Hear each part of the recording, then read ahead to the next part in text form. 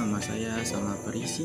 Di sini saya bertujuan untuk membuat video ini adalah untuk tugas ekonomi syariah, yang dimana materinya itu teori keuangan dan perbankan syariah. Saya akan membahas prinsip dan praktiknya. Untuk ini ada beberapa materi, yaitu definisi keuangan syariah, pertumbuhan global, dan tujuan sistem syariah. Nah, teman-teman, keuangan syariah adalah suatu sistem keuangan yang seluruh aktivitasnya harus sesuai prinsip syariah. Artinya, setiap transaksi harus menghindari praktik yang dilarang. Itu ada riba, horor.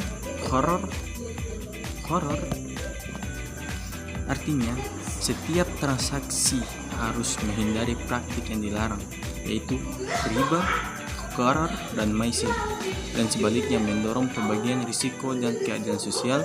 Sistem ini dirancang agar uang berfungsi sebagai alat tukar, bukan sumber keuntungan tanpa aktivitas nyata.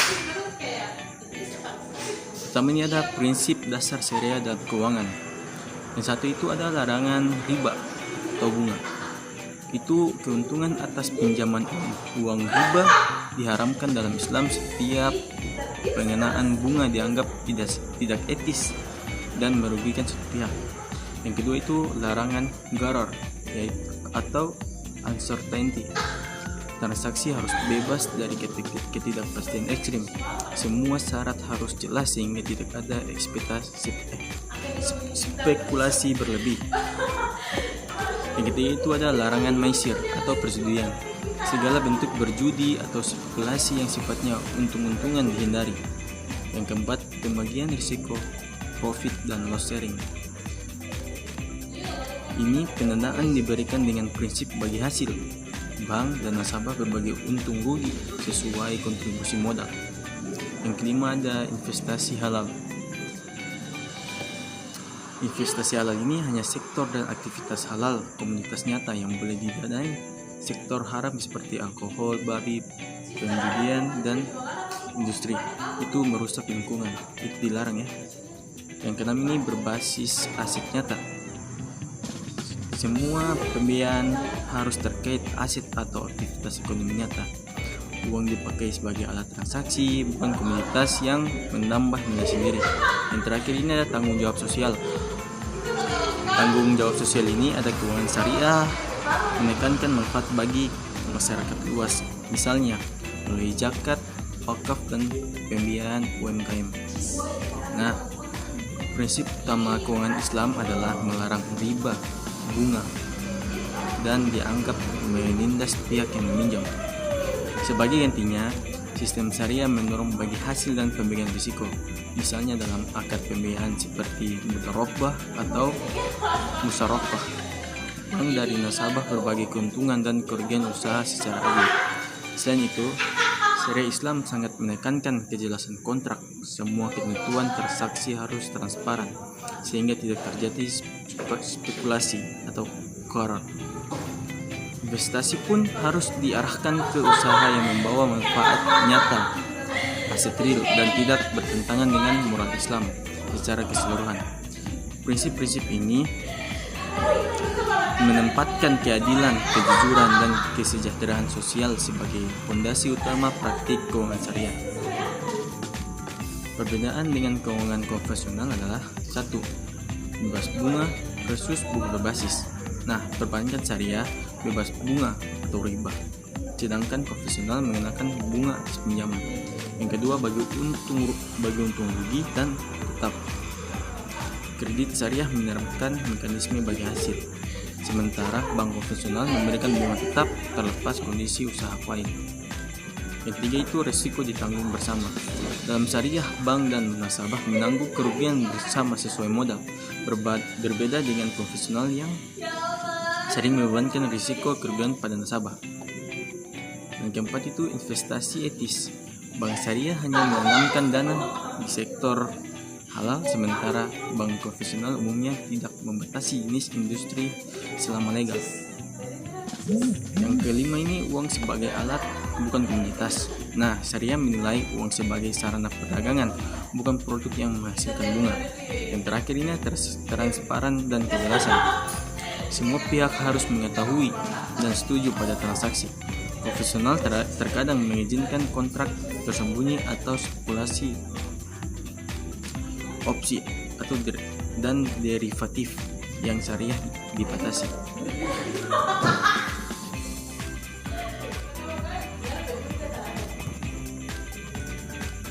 Nah, ini instrumen keuangan syariah. Di sini ada beberapa instrumen keuangan syariah, yaitu ada satu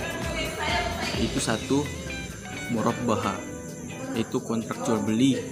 Bank membeli barang sesuai permintaan nasabah, lalu menjualnya kembali ke nasabah dengan margin keuntungan yang disepakati. Contoh, pembiayaan mobil atau rumah melalui skema ini, di mana margin keuntungan bank diganti sebutan profit, bukan bunga.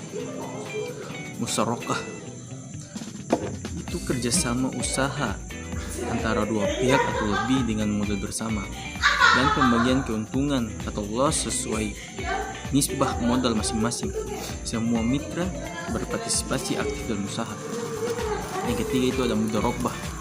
Mudharabah ini kemitraan di mana satu pihak menyediakan modal dan pihak lain itu mengelola usaha. Keuntungan dibagi sesuai rasio yang disepakati, namun kerugian ditanggung oleh pemilik modal kecuali akibat kelalaian pengelola. Nah, model ini umum dalam deposito dan dana investasi syariah. Yang keempat ini ijarah. Ijarah ini skema leasing atau sewa guna. Bank membeli aset seperti mesin, kendaraan, properti dan menyewakannya kepada nasabah selama jangka waktu tertentu dengan biaya sewa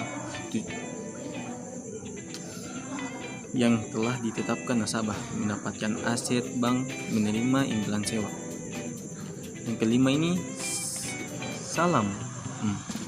Salam ini kontrak jual beli di muka atas komoditas yang akan disarankan di masa depan. Umumnya digunakan dalam pembiayaan pertanian, di mana petani menerima dana tunai dan menyerahkan hasil panen nanti. Istisna, yaitu kontrak pesanan pembuatan barang, misalnya pembangunan infrastruktur. Pihak membeli memesan barang atau jasa yang belum ada, memberikan pembayaran bertahap, dan pihak produsen menyelesaikan hingga akhir. Misalnya itu sukuk. Sukuk ini obligasi syariah berupa sertifikat kepemilikan atas aset real atau proyek. Investor memperoleh bagian manfaat dari aset tersebut.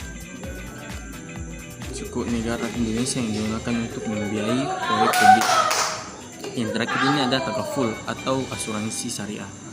Skema asuransi berbasis gotong royong di mana peserta menyisihkan dana dari saling menanggung risiko. Lembaga takaful mengelola dana tersebut sesuai prinsip syariah dan membayarkan klaim.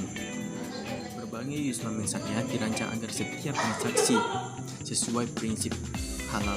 Misalnya, murabaha adalah jual beli bertanggung jawab transparan. Bank mengungkapkan harga pokok barang dan menambahkan margin sebagai keuntungan untuk usaha bersama. Musyarakah mengizinkan semua mitra menyuruhkan modal dan bekerja sama aktif, sedangkan mudharabah menyerahkan modal kepada manajer usaha dengan membagi hasil tertentu. Nah, pendanaan properti atau kendaraan sering melalui ijarah atau leasing. Bank beli aset lalu sewakan ke nasabah. Ada pula salam dan istisna untuk pembayaran di muka dan pembuatan barang ke depan. Instrumen modern mencakup sukuk atau obligasi syariah dan takaful, asuransi gotong royong sebagai alternatif efek hutang dan asuransi profesional.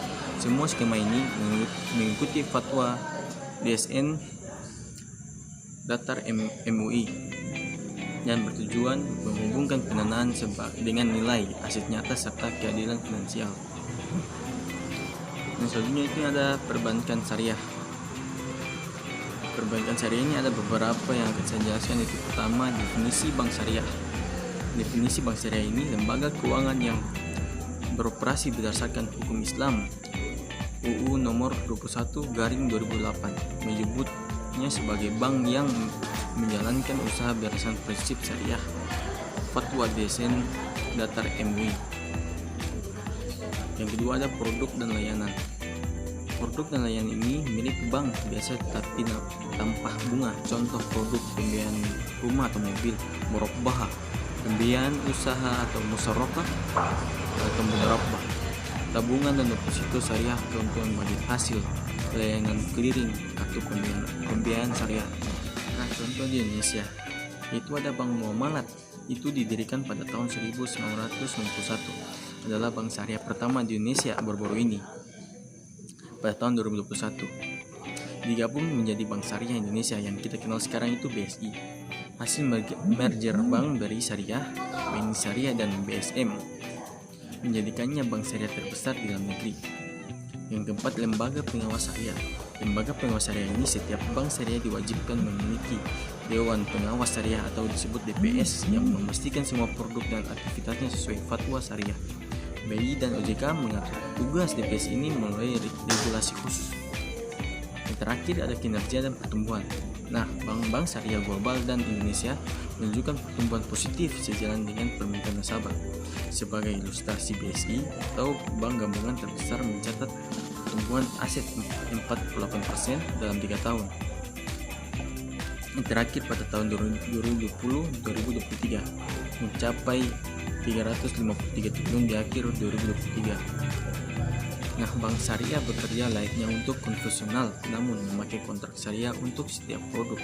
Misalnya, dana simpanan nasabah dianggap investasi, sedangkan pembiayaan dijalankan lewat akad muraqabah dan musyarakah dan sebagainya. Bank Muamalat 1991 menjadi pionir bank syariah Indonesia. Saat ini, banyak bank konvensional menyediakan unit usaha syariah dan merger besar-besaran membentuk entitas seperti Bank Syariah Indonesia BSI Indonesia atau disebut BSI. Regulasi OJK dan BI itu mengharuskan adanya DPS di setiap bank syariah untuk mengawasi kepatuhan prinsip syariah. Dukungan regulasi dan meningkatnya literasi telah mendorong perkembangan industri ini. Misalnya, pada tahun 2024, BSI mencatatkan total aset menembus 360 triliun. Meski masih di bawah, perbankan profesional dari segi pangsa pasar dan kinerja keuangan utama bank syariah rasio meningkatkan secara berkelanjutan, menunjukkan kepercayaan nasabah yang tumbuh. Selanjutnya ini ada tantangan dalam implementasi. Itu ada literasi dan persepsi publik. Masih banyak masyarakat kurang paham perbedaan nyata perbankan syariah dan konvensional. Persepsi ini tidak jauh berbeda membuat pangsa pasar syariah stagnan, minus 10% total perbankan di Indonesia. Edukasi tentang keunggulan, misalnya stabilitas biaya nasabah, inklusi keuangan, masih harus ditingkatkan. Yang kedua, infrastruktur dan teknologi. Pelayanan digital syariah relatif tertinggal. Kebutuhan peningkatan kena digital, internet banking, mobile banking syariah, e-wallet masih tinggal agar saya lagi. Standarisasi regulasi itu perbedaan interpretasi fatwa antar negara otoritas. Nah, selanjutnya itu infrastruktur dan teknologi. Nah, infrastruktur dan teknologi ini pelayanan digital syariah. Itu kebutuhan peningkatan kanal digital seperti internet banking, mobile banking, dan e-wallet. Ini masih tinggi agar daya saing setara bank konvensional. Yang selanjutnya itu standarisasi dan regulasi. Perbedaan intersepsi fatwa antar negara membuat produk syariah ini sulit konsisten. Konvensional misalnya standar akuntansi syariah belum diadopsi luas di semua negara. Selanjutnya itu ada keterbatasan produk dan likuiditas. Beberapa instrumen syariah seperti pasar uang syariah masih lebih sempit dibanding konvensional, sehingga bank syariah kadang kesulitan mengelola likuiditas atau menyalurkan dana lebih luas. Yang terakhir ini ada persaingan dan skala. Nah, bank konvensional yang memiliki UUS bisa menggunakan subsidi bunga dalam menyalurkan pembiayaan, sedangkan bank syariah murni bergantung pada skema rugi laba. Hal ini memerlukan modal dan inovasi produk kompetitif agar bisa bersaing. Yang selanjutnya ada peran teknologi dalam keuangan syariah. Yang pertama ada fintech syariah, yaitu layanan keuangan digital, pinjaman online, syariah, e-wallet, dan crowdfunding halal. Itu mempermudah akses finansial. Fintech memungkinkan pembiayaan mikro halal bagi UMKM dari segmen underserved secara cepat. Yang kedua ada digital banking dan mobile. Bank Syariah mendorong pengembangan aplikasi mobile banking dan sistem payment tanpa riba. Misalnya, e-wallet yang memenuhi keuntungan tanpa bunga dalam bentuk cashback. Ketiga ada teknologi keuangan hijau dan sosial. Ini banyak platform syariah mengedepankan aspek berkelanjutan. Teknologi digital membantu integrasi nilai-nilai ESG atau Environment Social Governance dengan prinsip syariah. Blockchain, yang satunya itu ada blockchain dan AI. Teknologi blockchain mulai dieksplorasi untuk suku digital dan smart contract syariah, misalnya penerbitan suku wakaf berbasis blockchain. Sementara AI digunakan untuk analisis kebutuhan fatwa, misalnya pengecekan transaksi halal dan atau secara haram secara otomatis.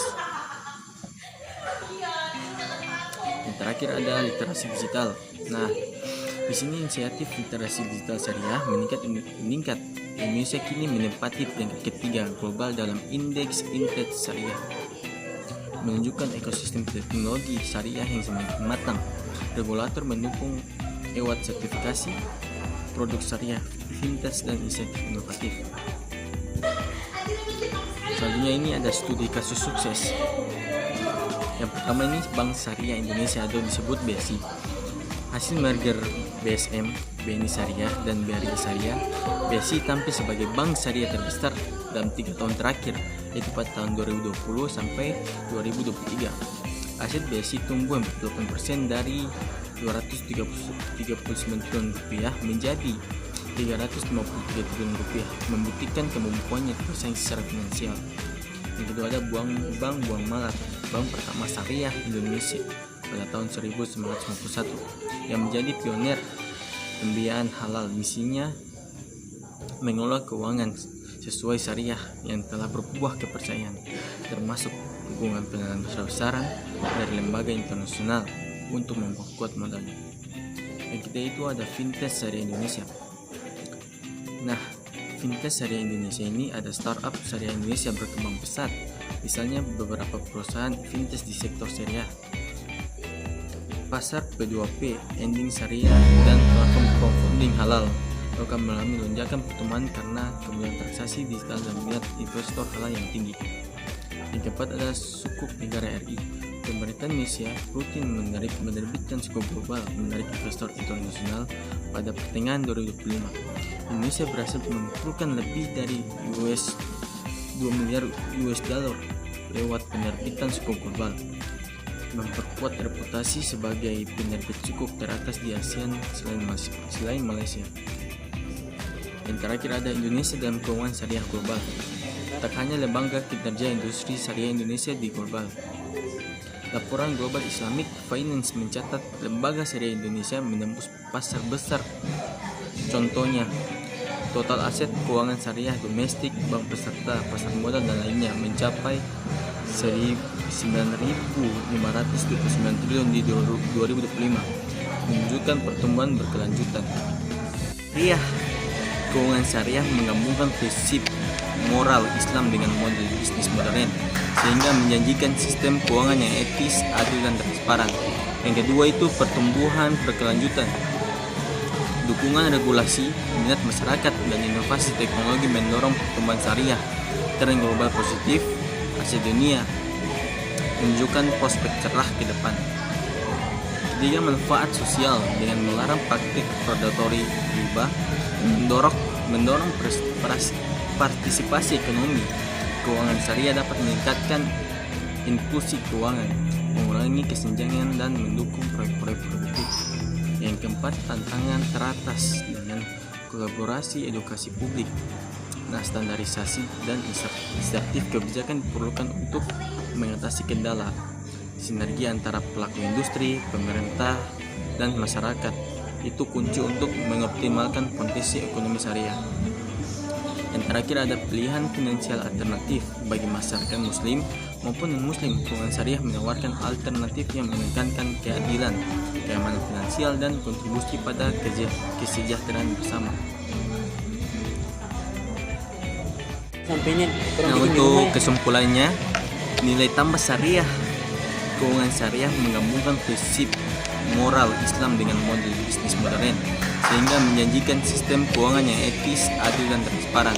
Yang kedua itu pertumbuhan berkelanjutan. Dukungan regulasi, minat masyarakat, dan inovasi teknologi mendorong pertumbuhan syariah.